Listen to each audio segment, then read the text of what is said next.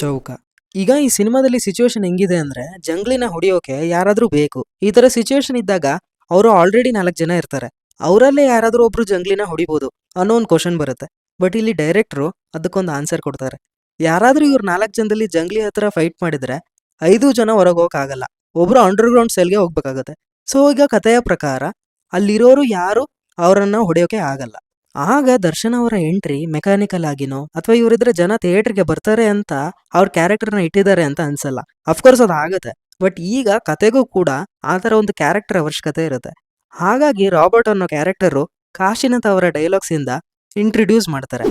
ನಂತರ ಈಗ ಕಾಶಿನಾಥ್ ಅವರು ಹೋಗಿ ಅವ್ರು ಕೇಳಿದಷ್ಟು ದುಡ್ಡು ಕೊಟ್ಟು ರಾಬರ್ಟ್ ಬಂದು ಜಂಗ್ಲಿನ ಹೊಡೆದ್ರೆ ಮುಗ್ದೋಯ್ತು. ಇಷ್ಟೇ ಸಿಂಪಲ್ ಆಗಿ ಆದ್ರೆ ನೋಡೋ ಆಡಿಯನ್ಸ್ಗೆ ಇಂಟ್ರೆಸ್ಟ್ ಹೇಗೆ ಕ್ರಿಯೇಟ್ ಆಗುತ್ತೆ? ಸೊ ಅದಕ್ಕೆ ಇಲ್ಲಿ ಚಿಕ್ಕಣ್ಣ ಅವರ ಕ್ಯಾರೆಕ್ಟರ್ ಏನಿರುತ್ತೋ ಅವ್ರು ಬಂದು ಹೇಳ್ತಾರೆ ಬ್ಯಾಂಕ್ ಸ್ಟ್ರೈಕ್ ಇದೆ, ಅಮೌಂಟ್ ಅರೇಂಜ್ ಆಗಿಲ್ಲ ಅಂತ. ಸ್ಟ್ರೈಕ್ ಇರೋದ್ರಿಂದ ಬ್ಯಾಂಕ್ 2 ದಿನ ರಜಾ. No option. ಈಗ ಏನ್ ಮಾಡ್ಬೇಕು ಅಂತ ಯಾರಿಗೂ ಗೊತ್ತಾಗ್ತಿಲ್ಲ.